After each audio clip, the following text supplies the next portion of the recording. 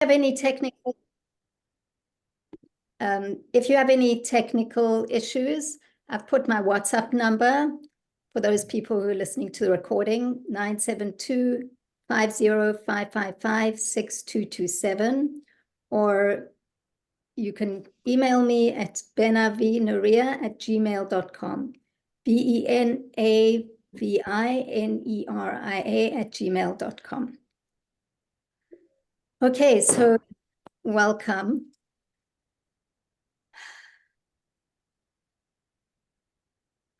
We have people from many different cities. If you want to just write in the chat, if you're able, just write where you're from so we can see the reach of where we're going.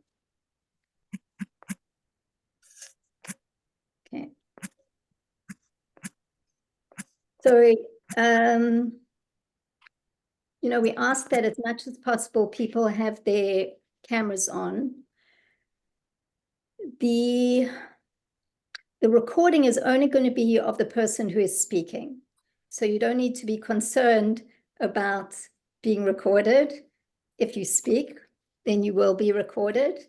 But the reason that we really want people to have their cameras on is so that we can see your reactions. We're not kind of speaking to an empty black space. So it really helps us if you will stay with us with your cameras on, and we appreciate that.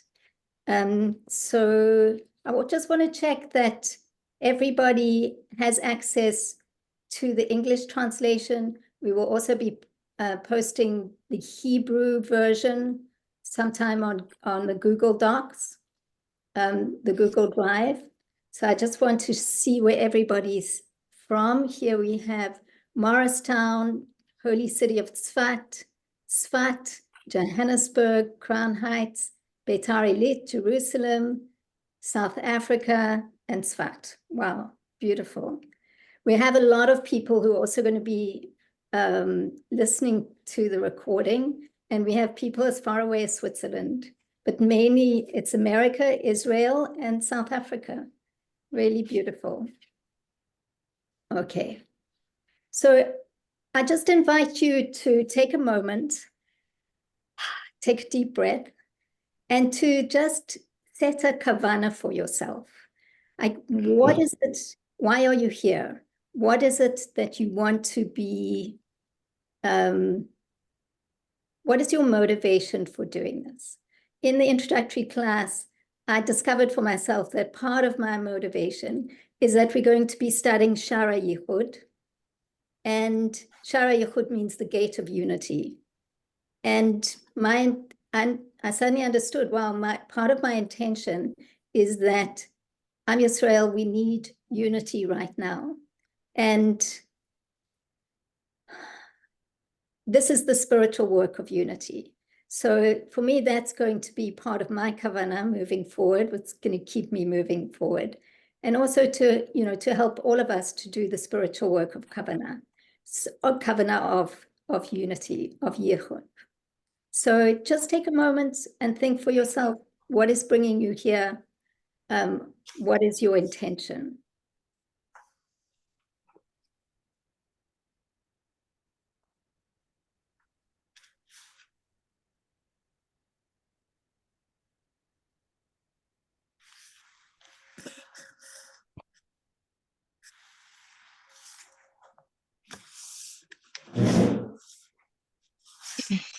Okay, beautiful.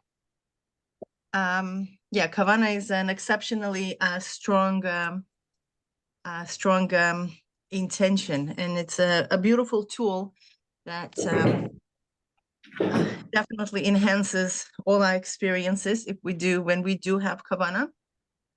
So I wanted to begin when we're going to go into the actual study of Shara Yichud to introduce briefly the understanding of what is that sets aside a study of Shara Yichud specifically, or the way of study. There is a difference between learning b'derech klal or learning b'derech prat? Learning b'derech klal is when we take a concept and we are able to digest it as a whole thing. And derech prat is that when we actually divide the concept and we study all its details. There is a great advantage in both study, and only the experience of both actually brings us to a whole picture. When we study b'derech klal, it really allows us to feel the essence of the concept right away. And we're able to connect with it on a very deep level. When we learn b'derech prat, we actually divide it in smaller segments, and that allows us to feel closeness with Hashem, because specifically we're learning Chassidus, and Chassidus is the study about Hashem. Derech prat really allows us to come very, very close. When we only learn b'derech klal, we actually could mistaken ourselves and believe that we understand the concept. However, Hashem is very far from us. Since the goal of Chassidus is to bring Hashem in our consciousness, in our awareness of Hashem close to us as much as possible. So study b'derech prat brings those results, because we really meditating on details of our lives. And whenever we want to come closer to anybody, we need to know the pratim, we need to know the details that make that connection more about the person, not just in general, whether that person is good or whatever qualities that person might possess. This is how much more so when we are studying about Hashem, we want to know the details. We want to know how Hashem is in every detail of our life. That's what brings the closeness. So, yeah. Okay. So I just want to give you an idea of this. We're going to be going paragraph by paragraph. So this first paragraph really it's really an introduction. It sets an intention for us, actually, for why we're learning this particular text. And I tell you for myself, when I first read this, well, as I've been studying this text, I never really took this first paragraph seriously, because it just seemed too technical for me. And then Mila said something, and I went back and had a look at it again. And so I say to you, if you're like me, it starts with a Rambam. And when I see Rambam, my brain gets scattered. I think, oh, it's just technical. But when I looked further, and we will go deeper into it in a little while, there's really something very beautiful about the Rambam. He's not just giving you technical information. He's actually giving you very deep heart information. So what I want to say to you as we go forward, because we're going to be reading and translating, and then we're going to go back into the text and look at it in more detail and open it up. So don't be intimidated by the Hebrew, English as well. For some people, that's hard. And don't be intimidated by Rambam. Don't think that this is just technical information. Okay. So I'm going to be sharing my screen. Do you see this? Do you see my screen? Yeah? Yes, we do. Okay, beautiful. We see the WhatsApp. Oh, you see only the WhatsApp? Okay, let me just stop sharing. Okay.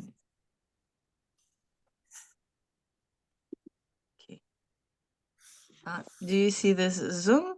Yes. Okay, so we're gonna go into the text. Yeah, everybody sees the text? Yes. Yeah, okay, beautiful. Okay, so we're gonna jump right in. As you could see here, if you have the Hebrew copy, they actually do sell it in Kehus, and I do strongly suggest you getting it as well. It really enhances the learning from the original text. Now, as you could see here on the page, we have Biur Aleph, which is the right Biur, we're going to call it. And then there's a Biur base, which is the left Biur. Now, both of them were written in a different time by Reb Hillel. And they do, although he's explaining the first chapter of the Mittel Rebbe, but he's coming from a very, very different angle in both of these Biurim. The left Biur explains things in a little bit more systematic way. And for beginners, it's usually advised to study the left Biur first and then go back to the right Biur. So for this particular class, we're going to be studying the left Biur to kind of massage our brains so we can come closer to these ideas that he's discussing here, and slowly, Bezrat Hashem, transition into the right Biur. Okay, let's go. Shema Yisrael, Havaya Elokeinu, Havaya Echad. So we are right here by the left Biur, where it says Biur base. Mila, can you make it bigger? Yeah, I can try. I think it's Control Plus. Yeah, is that what it is? No, increase. Oh, if you just do it on, you know what, it's okay. Yeah, I think we could do it 125. Is this better? Yeah. Very good. Maybe this is better. This is better? Yeah. Okay, beautiful. So let's go. Shema Yisrael, Havaya Elokeinu, Havaya Echad. Right here, Israel, Havaya is Elokeinu, Havaya is one. Barambam Hilchais Yisade HaTorah, Perek Aleph, in Rambam, in the halachis of the foundations of the Torah, the first chapter, halacha Aleph, the first halacha, Rambam says, Yisod ha-yisodos v'amud ha-chochmais. This is the foundation of all foundations and the pillar of all wisdom, Leida, to know, sheyesh sham Elokah, that there is God in the world. And not only that there's a God in the world, but hu mamtzi kol nimtza. He's the one that creates all existence, makes all existence to be found. Okay, now, b'halacha zayin, but in the seventh halacha, the Rambam continues and says, Elokah ze echad, this God that we just established, right? That he's the one who creates everything. That God is one. So there are two halachas here, right? The halacha is to know, which is the foundations of all foundations and pillar of all wisdom, is to know that there's a God in the world. And not only to know, but to know that this God is actually makes everything happen. And on top of it, that there's one God. Okay, now, how do we know this? The Vayadata, right? And you should know. Derech zeh hu mitzvahs aseh. He brings down this, that there has to be a knowledge, and attaining this knowledge, that this is mitzvahs aseh. It's a positive commandment. Shenemar Shema Yisrael, that it says Shema Yisrael. So from where the v'yidias davar zeh, right? That this knowledge of this thing, we find it. We derive this halacha from a passage in Chumash of Shema Yisrael. So this is pretty much what the Rambam is, right? So let's go over the Rambam again. So we need to know this is the foundation of all foundations, right? And if we pay attention, it's written in halachis of Yisodei HaTorah. This is the halachis of the foundations of the Torah. In the first chapter, in the first halacha, right? That this is the foundation of all foundation.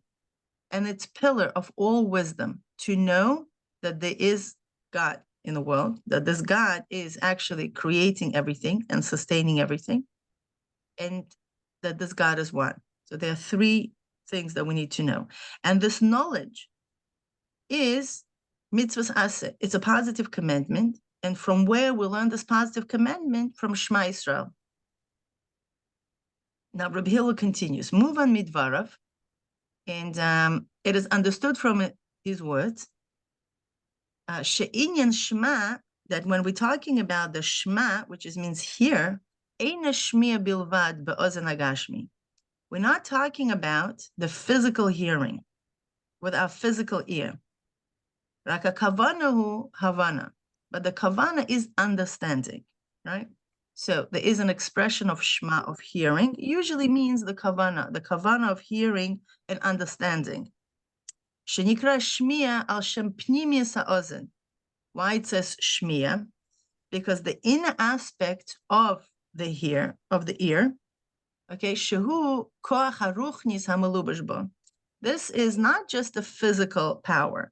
This is a spiritual power of every neshama, spiritual power of the neshama, which is the pnimius, it's the inner aspect of the ear. This is a spiritual power which is enclosed. And what this power supposed to do? Why we have such a power? If we're not talking about the physical hearing, but we're talking about some kind of a spiritual power that encloses itself in the ear, this is to differentiate, right? Hu mevin, he understands, umavchin, and he differentiates bein tov lera, between good and bad, ubein emes ledavar she'eina emes, and between truth to the thing which is not truth. Truth, k'moshe kosov. And as we find, it is written, "V'oizen milin tivchan," and the ear will differentiate or choose the words. Okay, so now we have this interesting introduction after the Rambam explaining what is Shema, what is hearing. Hearing, we're not talking about the physical hearing, we're talking about a spiritual, the pnimis ha'ozen, the inner aspect of the ear, which is an understanding and certain differentiation, a certain sensing between good and bad, between truth and not truth. So Rav Hill continues, and in order to understand this aspect of hisboinanus, okay, now, when we first, being introduced to this first paragraph, we understand, like, how did you come to hisboinanus, right? There is a jump. Why there is a jump? Because Shema, he said, it's Havana. Shema is understanding. Havana, right? The process that takes place in Havana, in understanding, is hisboinanus. Okay? So that's how he is coming to this hisboinanus process, to understand what the makeup of hisboinanus, and why the hisboinanus is with a double nun. Okay, now let's look at the word hisboinanus. This is probably a little small for everybody. So here we go. Right, this is the word hisboinanus. In general, if we are using the word bina has one nun. So if I want to make it into infinitive, it's going to be, or into binyan hitpa'el, it should be hitbonut, right? This double nun here in hisbonenus is actually, shouldn't be there, like according to the digduk. The second nun is miyutar, they call it, right? It's extra. And why that nun, that extra nun is there? Okay, so here we go. We're going to go back to the text. Why is b'shum hisbonenus? Now, Reb Hillel has two questions. What is hisbonenus? Why this is so important? That it's the foundation of all foundations and the pillar of all wisdom, to know that there's God. And it's so important. The Rambam says this is Shema. Why Shema? What is so unique about hisbonenus? The question number one. Question number two, why there's two nunim in the hisbonenus? Okay, because there's two nunim, they are teaching us on the chazak hadavar. that thing is being intensified, right? It's strengthening point. It's like a dagesh. It's being emphasized. Why this is so being emphasized? Okay, like it is known for those who understand grammar. Now there's another question, the third question, why the whole thing is actually dependent on the process of bina, which is hisbonenus. Velo b'hischakmus. Hischakmus is a process that takes place in chachma. Now, at this point, we don't really need to understand what exactly the process. We just want to understand if bina comes as a second sphera from chachma, why is it such a mitzvah of knowing God, right? It's Yesoda Yesodos, Va'amud HaChachma is from Rambam. It is given to Bina, to the process that takes place in Bina and not in Chachma. Okay, Kamuvan b'mikre, it is understand in the Mikre canal, in whatever we're discussing above, Shetziva mitzvahs leyachdoi b'loshen shma, that Hashem commanded us the mitzvah of his unity with the world, b'loshen shma, in the expression of shma, shu b'chinas havana, which is the aspect of understanding, okay, v'hasaga, and grasping, dafka canal, v'lo b'chinas chachma, and not in an aspect of chachma, u'be'emes, and truly, ha'chachma ilimala meb'chinas bina kedua, the chachma is above bina. Okay, so this is the first paragraph, right? We're reading it and we're like, ooh, and our mind is like, oh my gosh, this is so much. And it is true. Now, the beauty of this paragraph is that it really contains a lot of information. It's like the thesis of the first paragraph. Rabbi Hillel is pretty much laying out all the questions, giving us information and laying all the questions. So let's look over. What did we learn up until now? We know that Shema Yisrael Havai Elokeinu Havai Echad. We learned what Rambam thinks about it, right? And it's in Hilchos Yisodei HaTorah. Number one, that it's the foundation of all foundations and the pillar of all wisdom to know that there's God, that this God makes everything, and that this God is one. There are three statements. Now, and this knowledge is a mitzvah's aseh, so it's a mandatory. Okay, this is one of the 6 mitzvahs that are done inside the human's body, right? It's a mitzvah, whether mind or heart, to know that there's God. And this mitzvah is given, strangely, with an expression of Shema. Shema means understanding. Okay, we established that we're not talking about the physical hearing, and that we also understand that this is a spiritual process taking place in the physical mind, of understanding and grasping. So from this, we also come into 3 questions. Question number 1, what is hisbonenus? What are we talking about? What is that so unique in the process of hisbonenus? Why in hisbonenus, in the word of hisbonenus, there are 2 nuns? And question number 3, why bina and not chachma? Why hisbonenus and not his chachmus? Because logically we might think such a great mitzvah should be coming with the process of chachma. And why everything is dependent on bina. Okay, so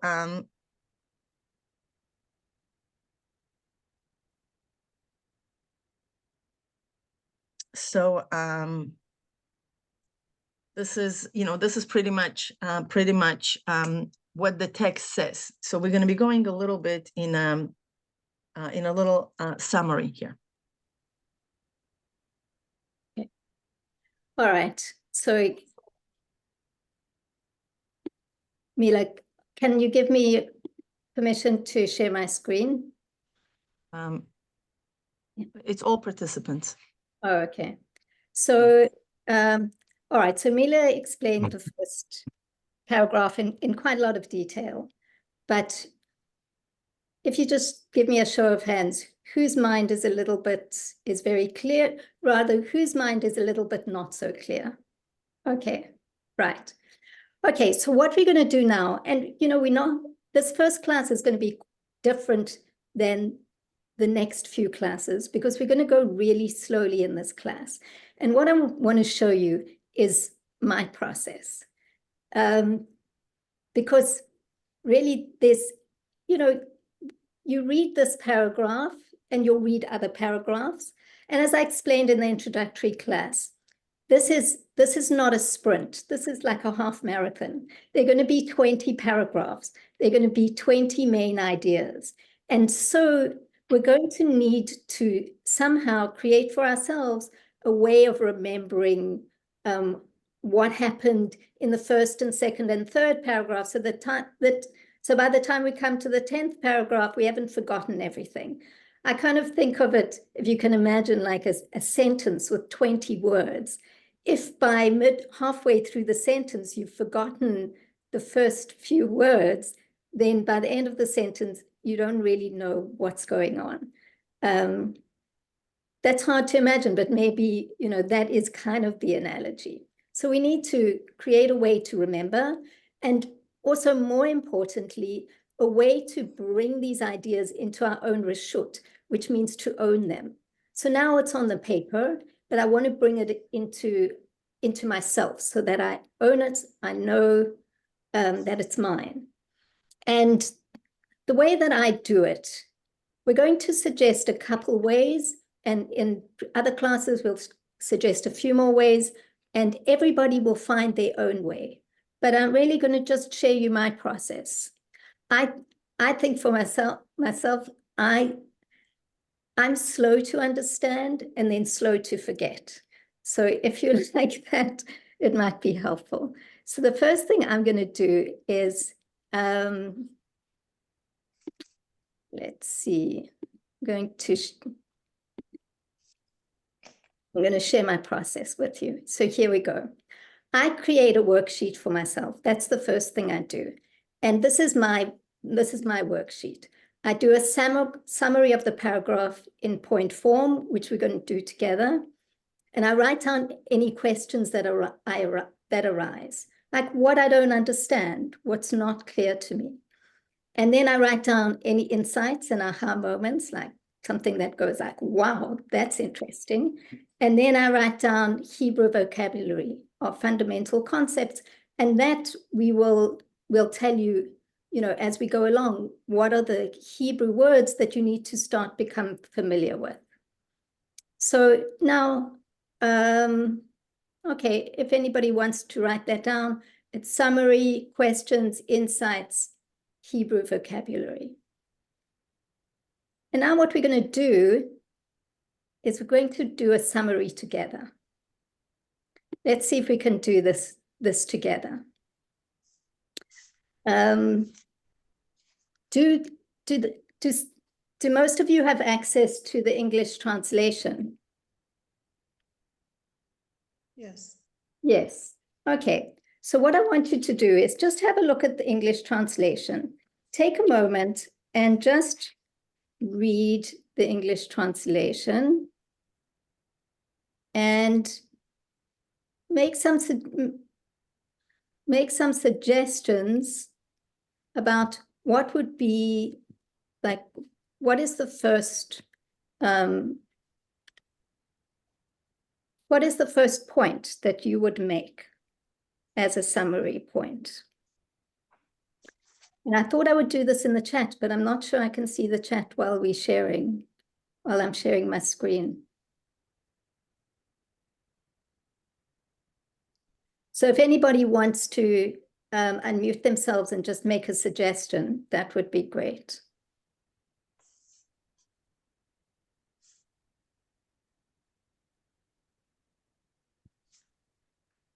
Anybody out there? So you want to just summarize paragraph 1? Yeah, let's start. Just what is the first point that you think that you would, you would suggest?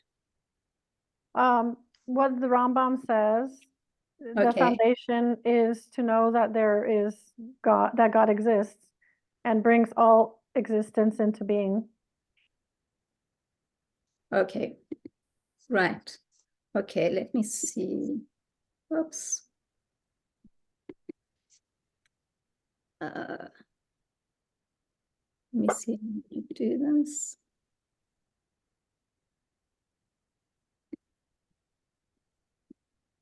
Okay, so here, that's our first.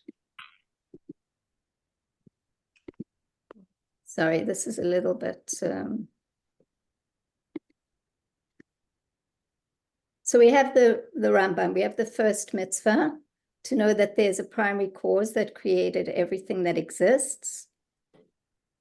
And then I wrote also the seventh mitzvah, to know that God is one, is a positive mitzvah, as it says in Dvarim, Shema Yisrael Hashem Elokeinu Hashem Echad. Okay, thanks, Hannah. Okay, what's the next? What's the It's- next point? It's a positive commandment that's mandatory. Okay, so here we say that it is a positive mitzvah. So then, Sarah Malka, what I would do, like if that really touches you in your insights, which I'll show you later, that's what you'll write, is that it's mandatory. Like that's what, that was like your little aha. Because it's a positive mitzvah, it means that it's mandatory. You get what I'm saying, Sarah Malka? A little bit. Yeah. Okay, so I'm saying here I'm just writing the pshat. That's more like a detail. It's fine, you write your detail. Mhm. Okay. Okay, next. What would be the next point?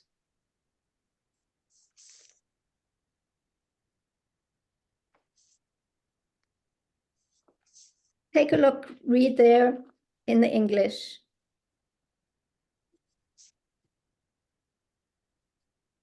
I think it's that Shema means not just listen, but to understand. Okay, great.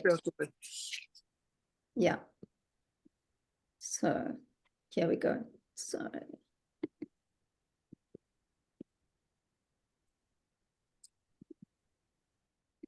oops.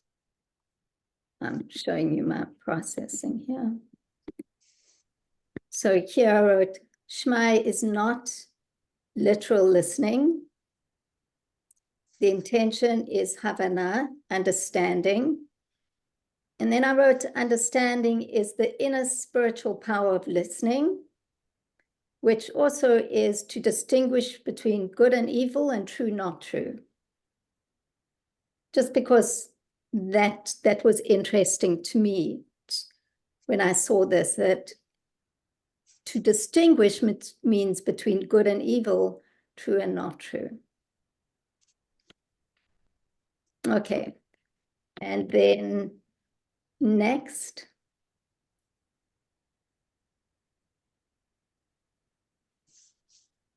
What would be the next thing?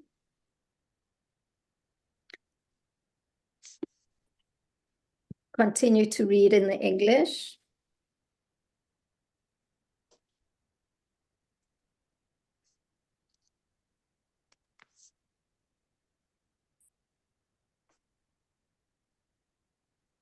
Anybody out there? Maybe that understanding is done by hitbonenut. Okay, And then the what we learned about the double letter nun.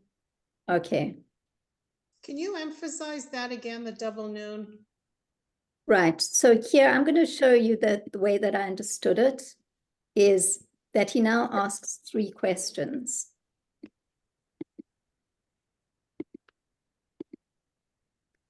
Okay. He asks 3 questions. What is the essential nature of hitbonenut? Like what hitbonenut is? Why does the word hitbonenut have a double nun, which suggests emphasis of the nun?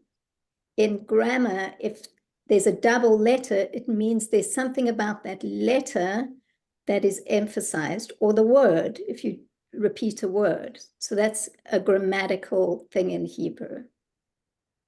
And the third question is, why does the mitzvah of unifying Hashem depend on hitzbonenut, which is bina, which is understanding and comprehension, and not on chokhmah? Because it's known that chokhmah is higher. So now, something that, Einat, you mentioned about, hitzbonenut and Shema, really when I read when I was going through this process, I realized that I didn't understand how do you get from Shema, which is Havana, to the word hitzbonenut. Like that was a dilug, it was a leap. So Mila explained it, but for me, there was a place in my mind where I couldn't follow the logic. And I knew that there must be something in the Hebrew word that was logical for Hebrew speakers, but not for me. So so then Mila explained to me that it is a different form of the word Havana. To understand the kind of the active or the reflexive actually verb is of Havana, of understanding, is hitbonenut, is contemplation. So it's really, for Hebrew speakers, it's logical. For me, I speak a bit of Hebrew, but it still wasn't so logical. So that was kind of a question that I had. So here, this is what we have. This is a summary of the first paragraph. Now, I'm sure you would love me to tell you that we're going to give you summaries of every paragraph we do, but we're not, because doing this process of summarizing it is actually, for me certainly, and I hope, I imagine it will be for most people, is what starts to bring it into my brain. I start to be able to grasp it. It gives me access to it. And that's the first stage. So now, when I told Mila that, this is how I work. And let me, yeah. So then what I also do is, like I said to you, so that's my summary. And then I write some questions. Like if I have a question, and I'll write insights, something that's interesting to me, and we'll look at this. And then I write Hebrew vocabulary.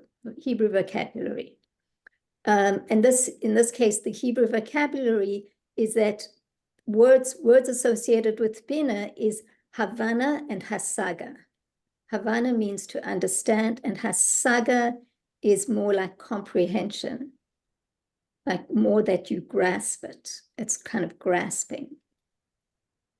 My questions will not be your questions. My insights will not be your insights. The Hebrew vocabulary, I think, is something that we'll create a document and we'll put it in the Google Drive at some point so that we're building on this. So then I said to Mila, this is how I do it. And she said, no, Nuria, you have to do a mind map. So then I thought, yeah, because Mila's more of a right brain thinker. I'm more of a left brain thinker. So then I realized, yeah, I do work with mind maps, because with a mind map, you see it as a picture and you can remember it. So I did a crude handwritten mind map, which I'm going to show you, but I'm not going to go through the details because maybe Mila will give you a more interesting example of more right brain mind map. So here I have a mind map. I put the Rambam up here. I put Shema here. I put 3 questions here. 1, 2, 3. And so what I do is I do the summary and then I do a mind map. And I have these 2 things that I'm working on, and I keep going back to them, and it's a easy reminder for me. All right, so I'm going to stop there. Just give me a few thumbs up or something that this makes sense to you. It's not too much like being in elementary school again. But this is the process. This is the beginning of the process of hitbonenut, of of making it your own. Literally, if you're familiar with the idea of reshut, I like the idea you bring it into your reshut, you bring it into yourself, you begin to own it slowly. Okay, good. So we're getting some thanks. All right. And somebody wants a link for the text. It's in the WhatsApp group. So if you can join the WhatsApp group, or it's also in the Google Drive. All right, Mila, over to you. Beautiful. Thank you so much, Neria. It is always fascinating to really see how we are learning differently. And at the same time, it's beautiful to learn how other people are learning. Why? Because if we always stick to what's comfortable for us, it's great to really listen to what our call is, but it's more challenging and more effective when we can actually step out of our own way of understanding things and our own process and really step into somebody else's brain and how they learn things, because this is definitely helps us to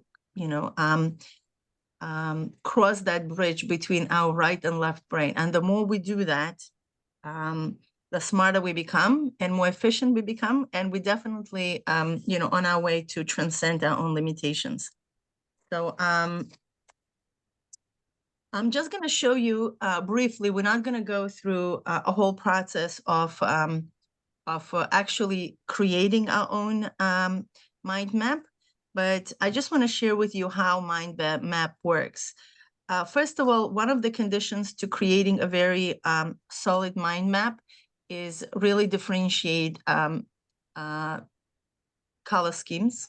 Because what we're trying to do is really differentiating that just by the first glance of things, we want to see which, what is the question? What is the answer to the question? What is a clarification? And how are we getting answers to the question? Because people who are more prone to the right mind, we usually use all, left and right and everything else. The mind map structure usually speaks for visual learners. When we go into a text, we sometimes feel lost. Like we need to see structure in the text. Otherwise, we just hear words, and we feel like, oh my gosh, like we can't do this. So creating a mind map, it also helps for us to have a quick reference to things. Like we're not going to be reading pages and pages and pages of explanations. We just want to have a quick reference. So I could show you one of the mind maps that I worked for a very long time. Just bear with me. Let me upload. And if anybody has any questions, please, feel free to do it. This is something which I did on Kaggle when, one of the, one of my projects is, running a school, as you could see over here, right? What does it remind you? Some people who are left brainers, they look at it as like, oh my gosh, forget about it. Like they have nothing to do. But right brainers actually appreciate it. Why? Because they see connections. It's not just one long text, but it could actually differentiate and you could see connections. What are goals? For example, this was specifically for goals. What exactly we need to do, and it's color coded. And, the whole process, what is connected to what? Like, for example, here you could see, right? What exactly we need to do, and so on and so forth. So some people might actually, feel lost in this. And it's very important just to keep one thing in mind is whatever works for you. Don't try to do everything and really, stress yourself over something. In the beginning of his Bonon was, especially in the beginning of studying something so vast as Shara Yichud, just move with the flow. That's already would, create, quite resistance from within, may or may not create. So I wouldn't overwhelm myself and overflood myself with yet a different way, different strategy of learning. Let's first conquer and strengthen our own strategy of learning. Whatever speaks for you. Bezrat Hashem, we will try to provide with Naria left and right brain different exercises and summaries.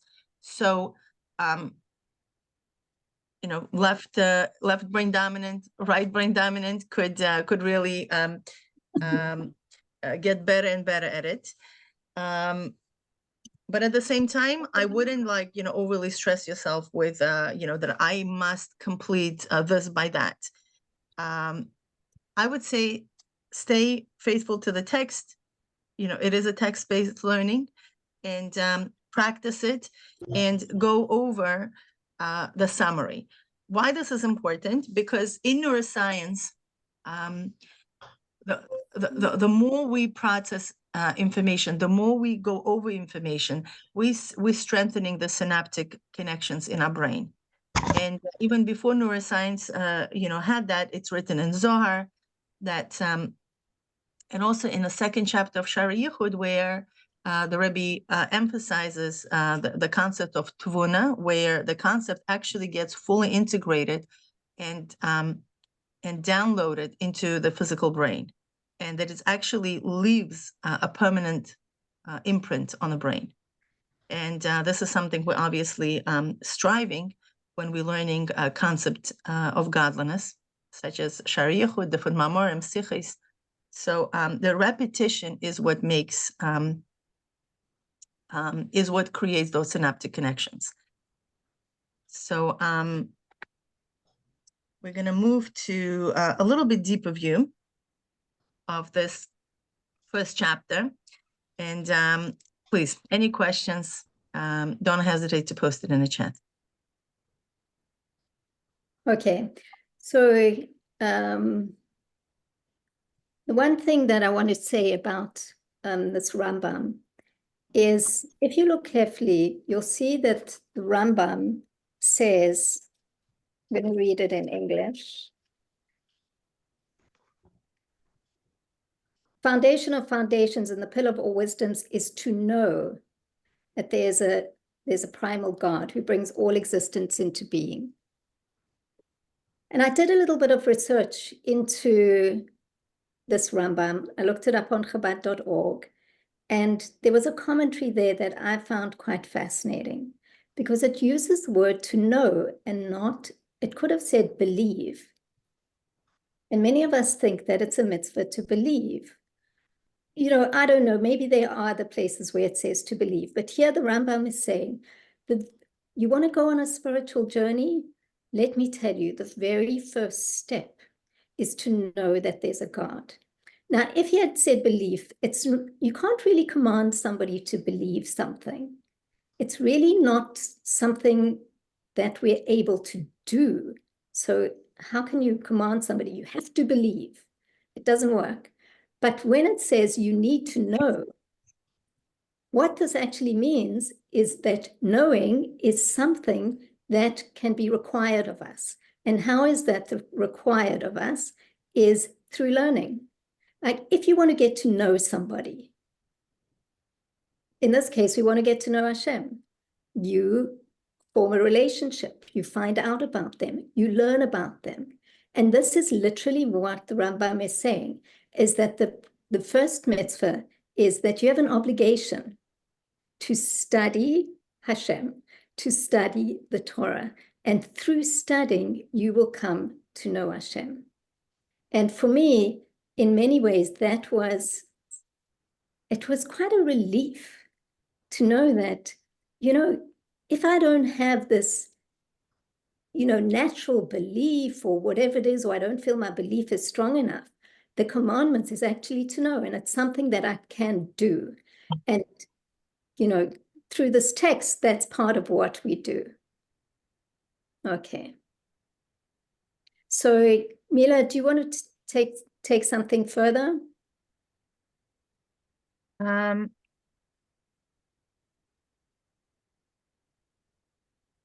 Yeah. If we look at the Rambam, the Rambam makes very, very clear that to know the mitzvah of knowing God that's stated in Shema, probably we could also ask another question. Reb Hillel is analyzing why it's Shema and not, why it's Bina and not Chochmah. But if we look a little bit deeper, the mitzvah is to know. To know is Leda, right? Leda is Das, right? So obviously there is no end to it. So when we analyze, and we, Bezrat Hashem, going to go over why we need to analyze things and to ask questions, because these questions definitely have answers. And why is it we have this mitzvah with Shema and not Das, although the mitzvah is Yediyah Selikus, is knowing God, is Leda, right? So we're pretty much gonna leave you with these questions and hear your questions. Are there any questions that you have pertaining to what we learned, pertaining to the first chapter, that you want to ask, elaborate, or? Could I ask a question? From my understanding, to know something means that we don't inherently have that knowledge. It's something outside of us. But contemplation, for me, is something that is inward. It's something that I can contemplate on and get the answers myself. So I'm quite confused about this knowing. Is this something that I'm going to have to read a lot and get knowledge of?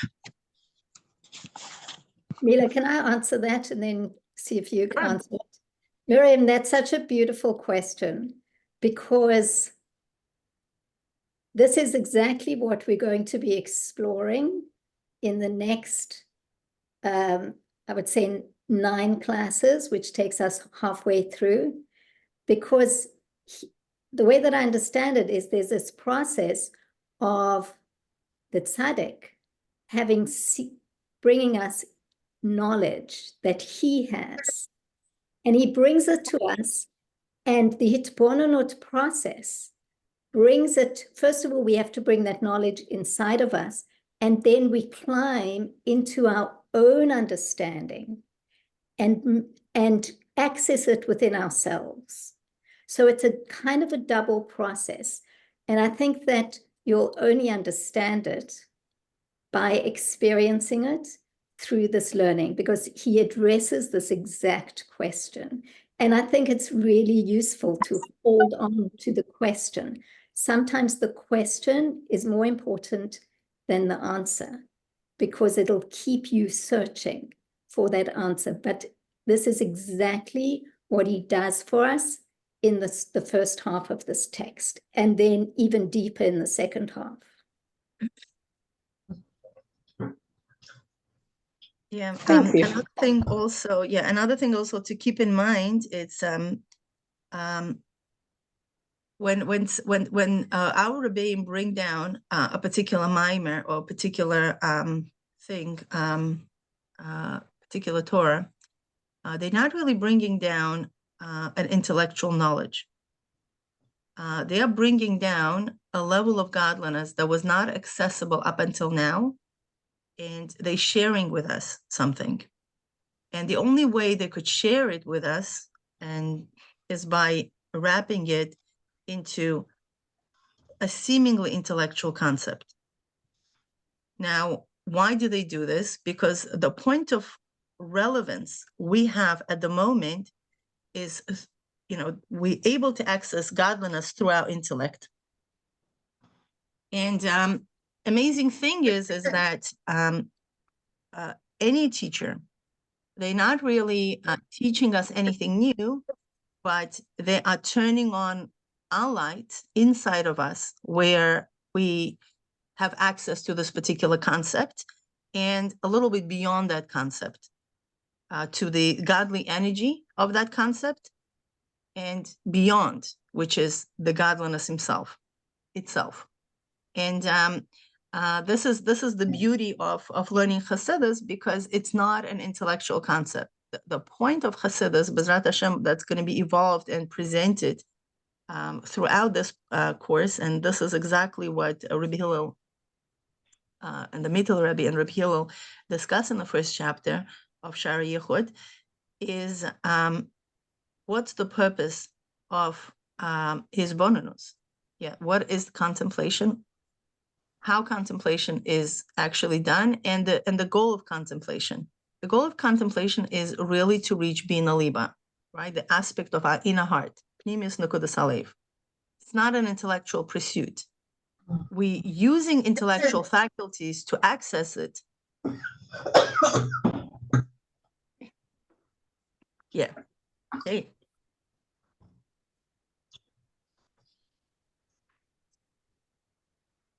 Okay. Should we move further, Miriam? Yeah, I think that we should. We really wanted to go into the next paragraph, this class. We know that one of the ways that people learn is through speaking. And so what we're going to do at the end of going through this next paragraph is that we're going to put you in breakout groups. And, you know, we're going to, sometimes we'll have people speaking in the group, but the breakout groups give you an opportunity to speak things out. So in a way that might, for now, is the way that we're going to give people the opportunity to speak. So just to give you an idea, what he says at the beginning of this next paragraph, he says, okay, that was the introduction. Now I need to give you a whole lot of information in order for you to understand, for us to answer these questions, to understand what it is we've said in the opening paragraph. And what he's going to do now is going to take us on a journey into our brain, and for the first half, and then down into our heart for the second half of this discourse. So we're going to learn in a general way about Chochmah, Bina, and Dat, and then he's going to zoom in and give you details, because Chochmah, Bina, and Dat, probably most of us know, even though you'll find it interesting, there'll be things you don't know. But then he zooms in and shows you in Chochmah, Bina, and Dat, there are 3 stages. And I don't know, when I learned it the first time, it blew my mind. And we're going to, we're sticking with the pshat of things, really, but this is the process. So I'm going to do just a thought experiment with you before we go into this paragraph. So I want you to either close your eyes or just imagine. Imagine a beautiful house. The most beautiful house you could ever imagine, or something that you've actually seen. The outside, the inside, where you just go like, wow, that is so beautiful. Let's just see it in your mind's eye. It could be your dream house. It can be something you've actually seen.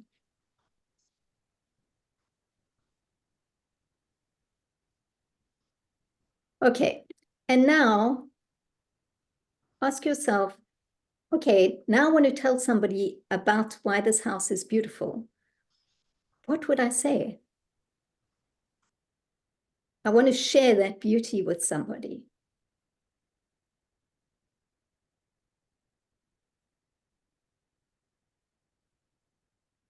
Why is the house beautiful? You want an answer? Okay, we'll take an answer.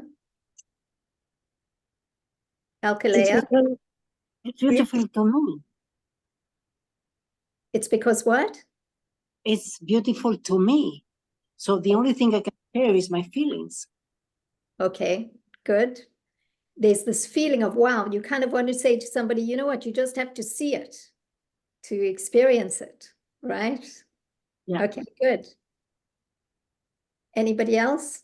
One more. The spirituality in the house. How would you communicate that with somebody? What would you say so that they can share your experience?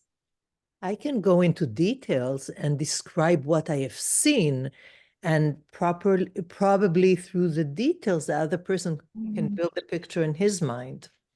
Okay, good. Thank you. All right, so let's have a look what Reb Hillel has for us in this next paragraph. Mila. A technical question. In my English, the first paragraph was really 4 paragraphs. So where does the second paragraph begin and end? You know, that is something that we will try and help you with. The way that it's structured in the Hebrew and the way that it's structured in the English is slightly different. But you'll see that the next paragraph begins on page 11 of the English, and it does say 2 on the top. So it's page. And where does it end? You'll see where it ends. Okay. Thanks. Okay, Mila. Mila, you muted. Mila, you muted.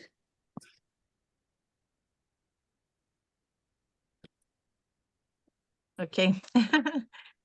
Okay, beautiful. So let me share my screen.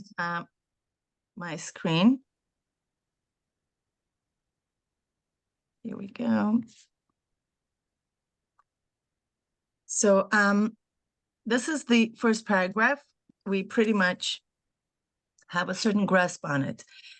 And Reb Hillel now is leaving us with these questions and says, okay, now we are going to delve into certain concepts that will help us get answers to the 3 questions that we asked in the first paragraph. And some of the answers we're actually going to get all the way in the end. Yeah, this is very classical, pretty much in every mimer that they give, they ask questions and they provide answers throughout, and there are multi-level of answers. Okay, let's go. Beyesh lahakdim, and we need to proceed. Inyan gimel chilkei hasechel, the idea of 3 parts of the brain, 3 parts of the mind, I guess would be more accurate translation. Shenikra Chabad, which is called Chabad. Mahem, what are they? And we're gonna jump straight into Chachma. Hina bechinas Chachma, u bechinas haskalas etzem ha'inyan. The aspect of Chachma is the aspect of the fancy word of conceptualizations of the essence of that thing. Bilti bechinas islapshus ba'esis, klal, without it being yet enclosed in letters at all. Okay? Bechinas bina, and the bina, who hislapshus haskalas etzem ha'inyan besvara niglis bebechinas oisius. Bina is the same essence of the concept, but already enclosed in the letters. Okay, so the Chachma is the essence of the concept without letters.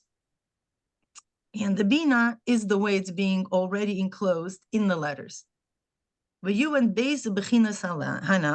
we are able to understand these 2 aspects above, which I mentioned above.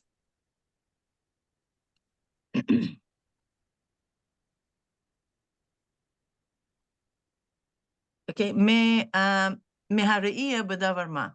when we actually look at something, when we look at something, whatever we're able to grasp in this general first glance in our brain, in general, bilvad,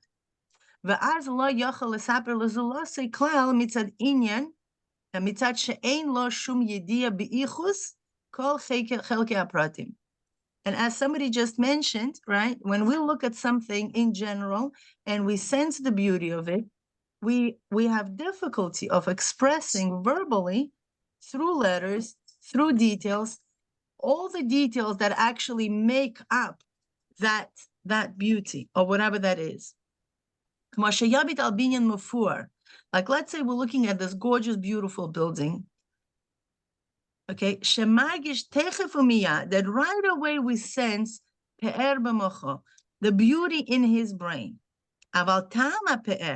But the reason for the beauty, shu mitzad ribui hapratim, why the building is actually beautiful from architectural perspective. There are all kinds of buildings. There are ugly buildings that you're like, oh my gosh, forget about it, right? And they are the most amazing buildings that are gorgeous. They have so many details and proportion and colors. What makes them beautiful is these details.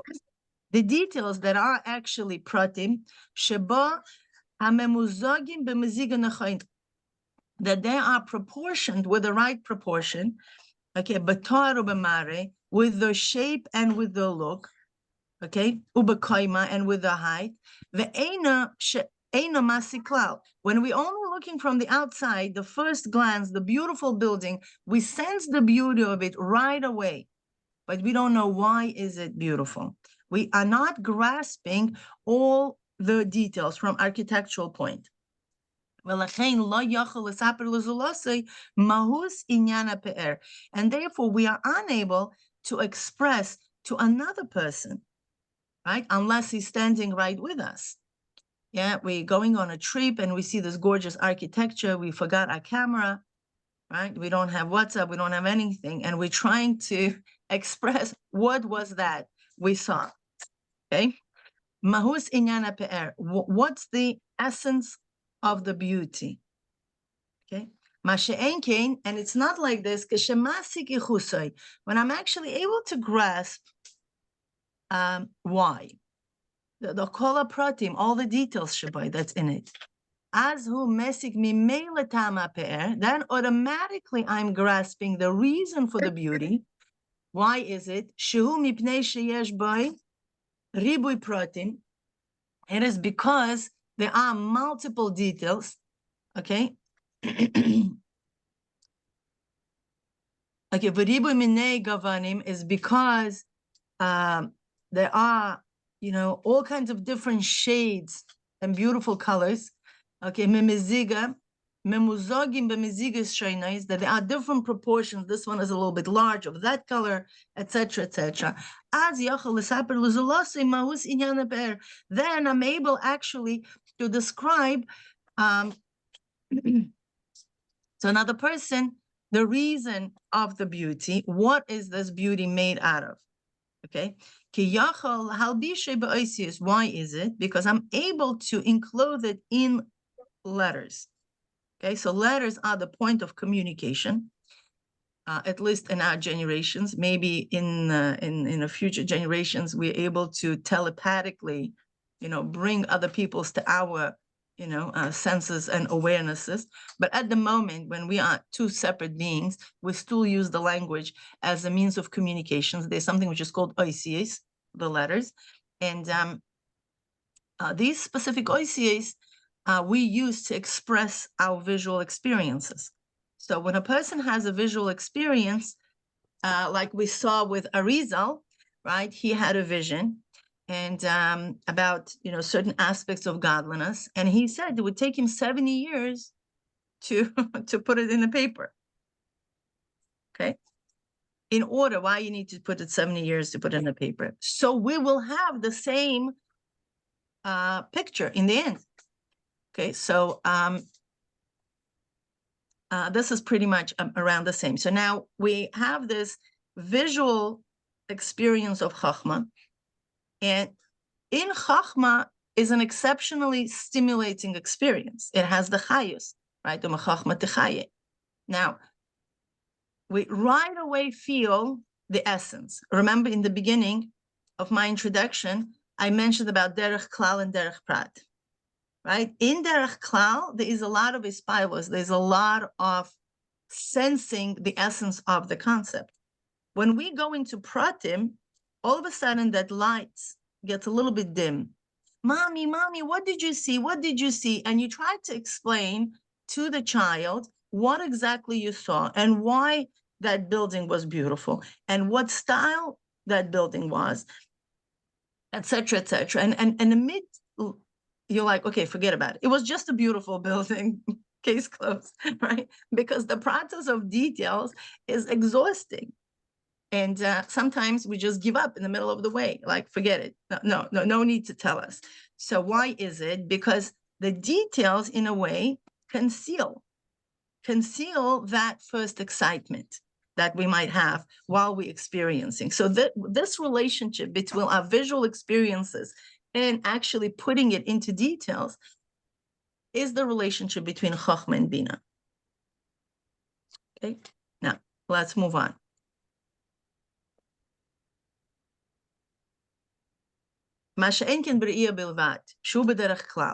But when I first see, which is in derech klal, okay, haskalas etzem ha'inyan, the haskala, the conceptualization of the essence of that thing bilvad, it's only, which is above the aspect of letters. Therefore, I'm unable to express it to another person at all. Okay,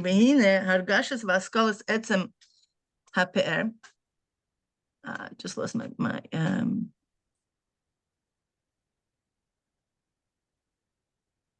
okay. Any questions up until now that are specifically pertaining to what we're learning? No? Okay. I assume everything was clear. Right now, we're going to go back into this notion of sensing the beauty. And it's very important to pay attention where he uses the word hargashas. It's a sensing, right, of the essence of the beauty, whatever that may mean, right? Okay, Nikra b'shem Chachma. We call it in the name of Chachma. But Havanas Tama Pe'er, the understanding, the reasons for the beauty. Why is the building is so beautiful? It is not the essence of the beauty. And this is the answer for the Nechama in the chat, where she says, why Chachma is loftier? Chachma is loftier because it's actually sensing the essence of the thing. Okay, the sensing the essence of the thing is undiluted, right? It's the essence. Now, you're going to, that this paragraph actually strengthens our question, okay? Why Bina and not Chachma? Now, why is it so powerful? Why is it so beautiful, this building? It's not the essence of the pe'er, but it only seems to be, at this point of Shara Yehud, only a manifestation. Right? Bina seems to be only a manifestation, only answers the question why, not what. Okay, Bina, and this is the aspect of Bina. Now, why am I telling you right here, right now, that it's only at this stage of our explanation about Chochmah and Bina, is that he is presenting Bina only being as a manifestation, okay? Because in general, as I believe Naria mentioned, not I believe, I know Naria mentioned this in our first class, that what Rabbi Hillel is going to do to our brain is something amazing, and he's already doing it, right? He's bringing us into a certain summary for us to understand that now we know that Bina is the continuation of Chachma. But then, a couple of paragraphs later on, he's going to blow that perception, and he does it quite often, right? He makes you come to a conclusion, to summarize it, because this is what our human brain likes to do. We like to automatize things. We like to cement things and put it in a nice, beautiful folder in our brain. But he will let you do that. He'll actually assist you in doing that. And then he's going to take a big hammer and crash everything what you just made. Okay, and that's beautiful. I mean, in the beginning, it might be painful. And you're like, oh my gosh, didn't you just say this and this in the first thing? Didn't you say this and this? And you could point me in the finger. You could say, here, Mila, he says it right here. It's true. At this moment, where we needed to know is this. Later on, he will show you a deeper dimension. And the more we get used our brain, and the more we get our brain used to forming our perception and then allowing it to crash at a certain point, and then forming it again, a finer perception, and allowing it to crash. Yeah, my kids are agreeing with that, okay? Okay. Okay, Naria, do you want to say anything to this before we move on? No, we're good. If we just finish it until the end of that thought, and then, you know, we just have 5 more minutes left, so I'll take it from Okay. there. Beautiful, beautiful. Just 1 second.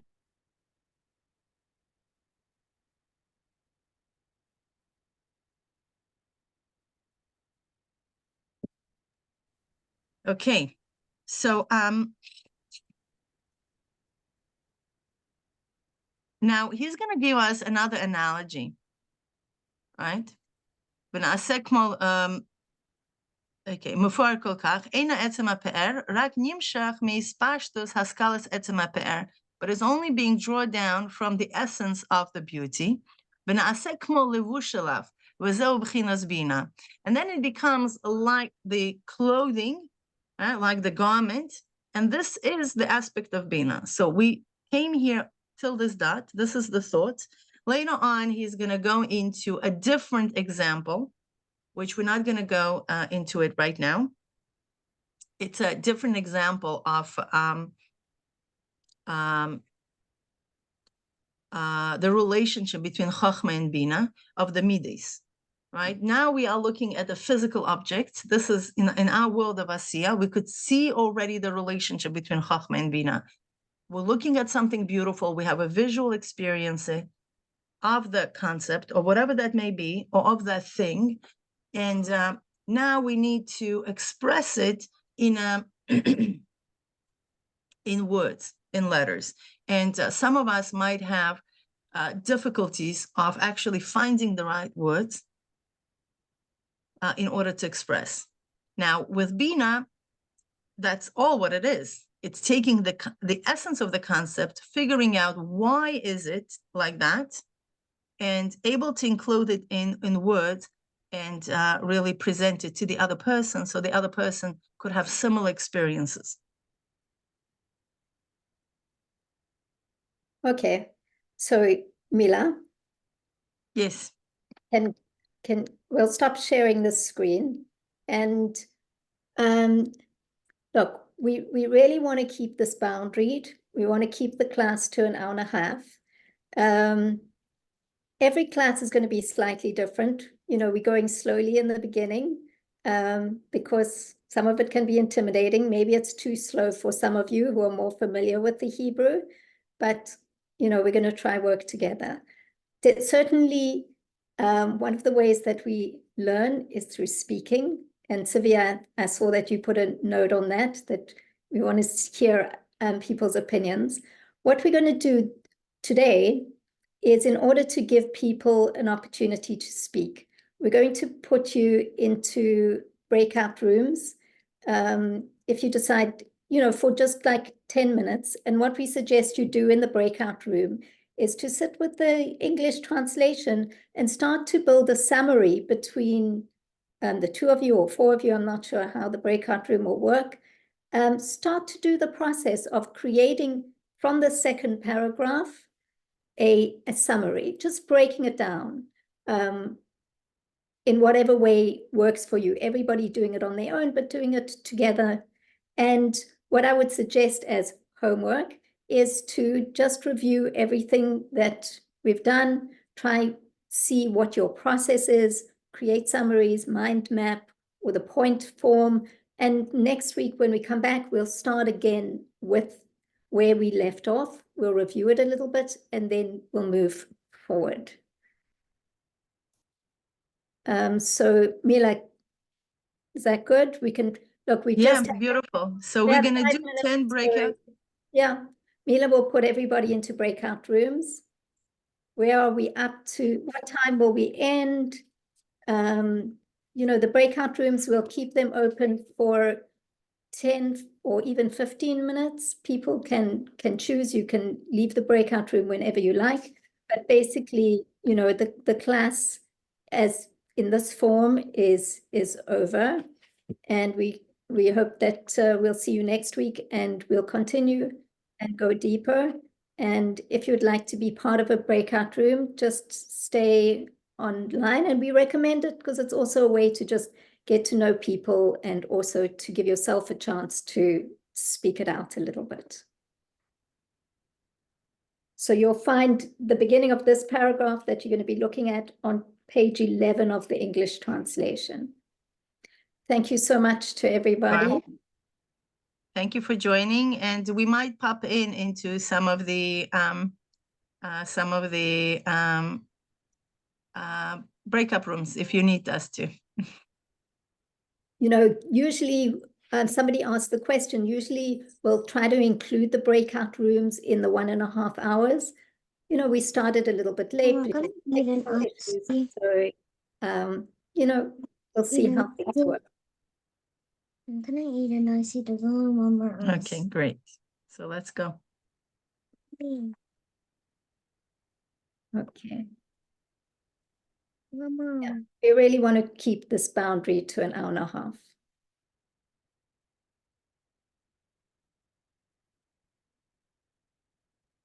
Okay, well, okay. We don't have so many people who are staying here.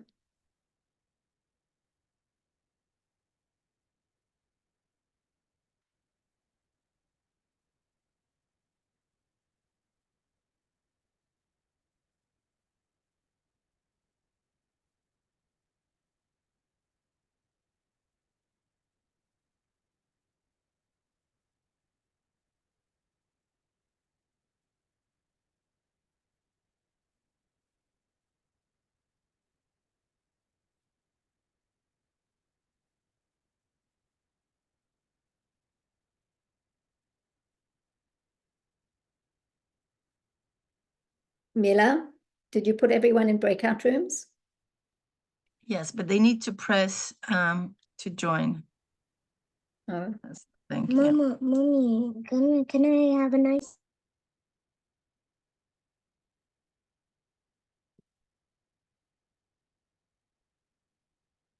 I'm going to stop the recording. Okay. Yeah.